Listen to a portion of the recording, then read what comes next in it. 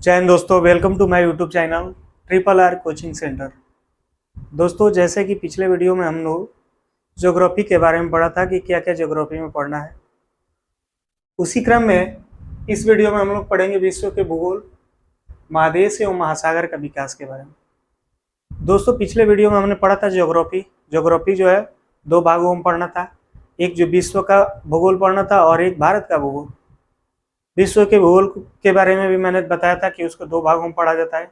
एक जो पढ़ा जाता है फिजिकल वर्ल्ड ज्योग्राफी और एक पॉलिटिकल पढ़ा जाता है। फिजिकल में बताया था कि पहाड़, नदी, पर्वतों के बारे में पढ़ना है और पॉलिटिकल में वहाँ के राज्य, शहर, देश के बारे में पढ़ना है। उसके बाद भारत के भूगोल को भी वैसे दो भागों में पढ़ना है। एक जो भाग है उसको कहते हैं फिजिकल इंडियन ज्योग्राफी और एक होता है पॉलिटिकल इंडियन ज्योग्राफी। उसी के क्रम में आज हम लोग ने नए विश्व के भूगोल में एक टॉपिक उठाया है, महादेश एवं महासागर का विकास कैसे हुआ था, इसके बारे में हम लोग चर्चा करेंगे। तो वीडियो में बने रहिए और देखते हैं कैसे इसका विकास हुआ था। ठीक है। एक वैज्ञानिक थे, एक प्रसिद्ध वैज्ञानिक, जर्मन वैज्ञानिक थे जिनका नाम था अल्फ्रेड वेगनर। अल्फ्रेड वेगनर ने एक सिद्धांत दिया था जिस सिद्धांत का नाम था महाद्वीपीय विस्थापन सिद्धांत, कॉन्टिनेंटल ड्रिफ्ट थ्योरी। यहाँ लिखा गया है महाद्वीपीय विस्थापन सिद्धांत। उन्होंने किया क्या था कि पहले उन्होंने विश्व के प्रत्येक महादेशों, देशों में जाकर उन्होंने खोज किया, सर्च किया उसके बारे में, पृथ्वी के बारे में कि भाई पृथ्वी जो था, क्या पृथ्वी का जो स्थलीय भाग है वो एक ही था या अलग अलग निर्माण हुआ। तो उन्होंने उसी क्रम में सन 1912 ईस्वी में उन्होंने जलवायु यानी जल और वायु शास्त्र, जलवायु शास्त्र माने जल और वायु के अध्ययन किया। उसके बाद अलग अलग देशों में जाकर वनस्पति शास्त्र के माध्यम से उन्होंने वनस्पतियों के बारे में जाना। उसके बाद फिर उन्होंने भूगर्भ शास्त्र के प्रयोग किया। जैसे एक उदाहरण दे रहे हैं आप लोग को, भारत, हम लोग का भारत जो है, भारत पहले एशिया का भाग नहीं था। भारत जो पहले था अफ्रीका का भाग था और अफ्रीका से वो टूटने के बाद वो आकर फिर एशिया में टकराया और टकराने के बाद फिर जैसे हम जानते हैं कि हिमालय पर्वत का निर्माण हुआ।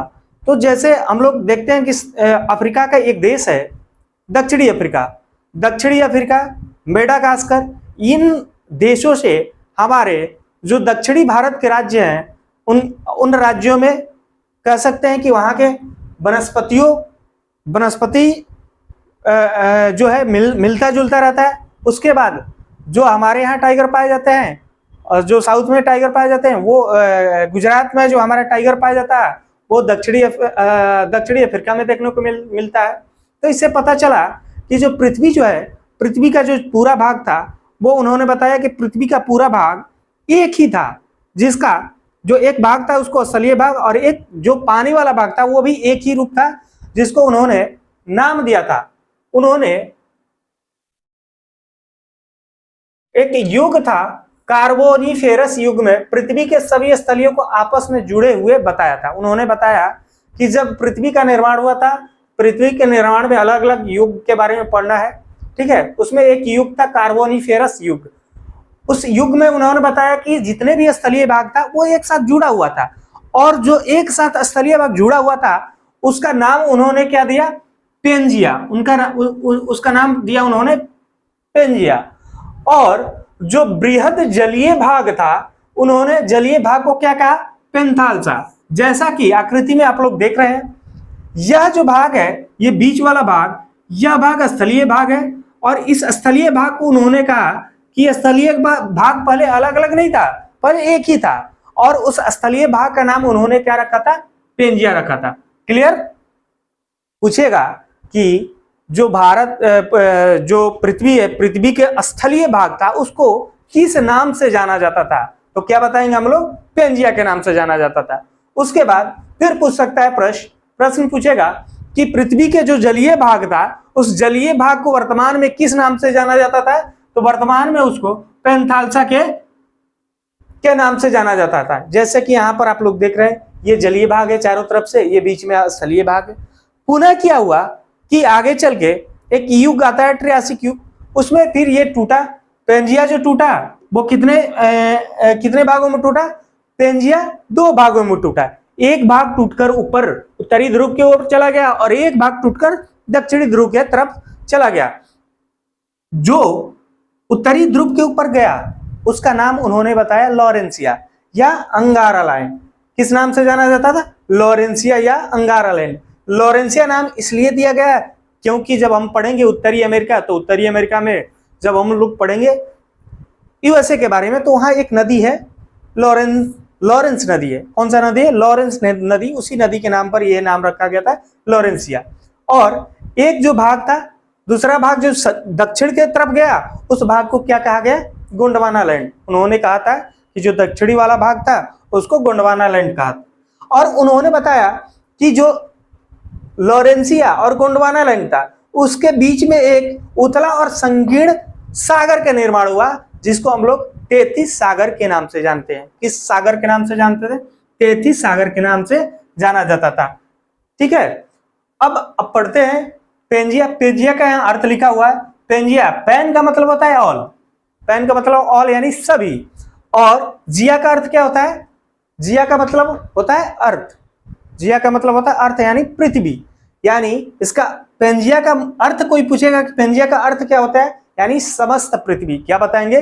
पेंजिया का अर्थ होता है समस्त पृथ्वी। उसी तरह पैंथालसा, तो पैंथालसा में पैन का मतलब हो गया ऑल, और थालसा, थालसा का मतलब क्या होता है? महासागर। यानी सभी महासागर को मिलाकर ही क्या कहा जाता था? पैंथालसा कहा जाता था। ठीक है, उसके बाद अब हम लोग देखते हैं, यहां तक क्लियर है?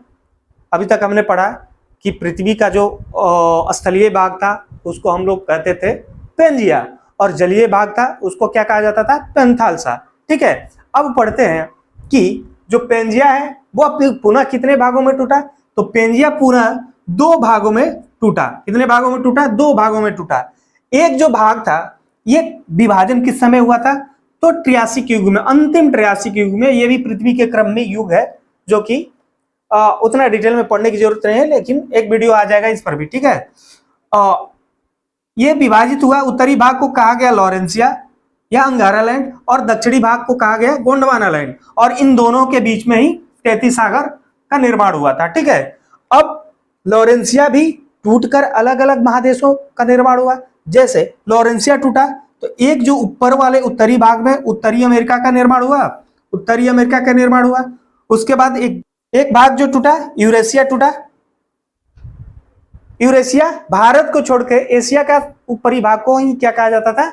यूरेशिया कहा जाता था। ठीक है, यूरेशिया में एशिया और यूरोप दोनों आएंगे। गोंडवाना लैंड, गोंडवाना लैंड का भाग कौन कौन सा था? दक्षिणी अमेरिका किसका भाग है? गोंडवाना लैंड का। उसके बाद अफ्रीका किसका भाग है? गोंडवाना लैंड का। मैंने बताया अभी तुरंत कि भारत भी किसका भाग था? गोंडवाना ही लैंड का भाग था। मलेशिया भी गोंडवाना लैंड का भाग है। ऑस्ट्रेलिया भी गोंडवाना लैंड का भाग है। और अंटार्कटिका भी किसका भाग है? गोंडवाना लैंड का। एक प्रश्न पूछ सकता है कि गोंडवाना लैंड का अवशेष वर्तमान में कहां देखने को मिलता है? तो हम बता सकते हैं अंटार्कटिका। कहां? अंटार्कटिका को देखने को मिलता है। ठीक है, ये हो गया हमारा, ये स्थलीय भाग हो गया, जिसको 2 भागों में, लॉरेंसिया और गोंडवाना लैंड, जिसमें पूछेगा कि लॉरेंसिया का कौन कौन सा भाग है? तो उत्तरी America, Greenland, Eurasia. Gondwana land का कौन कौन सा भाग है? दक्षिणी America, Africa, Bharat, Malaysia, Australia और अंटार्कटिका। क्लियर है? आगे देखते हैं। अब पैंथालसा, पैंथालसा, पैंथालसा को पहले बृहद प्रशांत महासागर के नाम से ही जाना जाता था। एक ही महासागर था जिसको बृहद प्रशांत महासागर के नाम से जाना जाता था।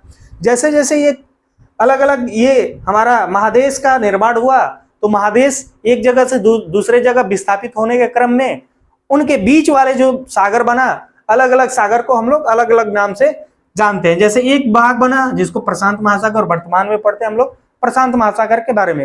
ये भी 2 भाग में पढ़ते हैं हम लोग, एक होता है उत्तरी प्रशांत महासागर, एक होता है दक्षिणी प्रशांत महासागर। उसके बाद अटलांटिक महासागर, अटलांटिक महासागर उत्तरी अमेरिका, दक्षिणी अमेरिका और यूरोप और अफ्रीका के बीच वाले भाग को क्या कहते हैं हम लोग?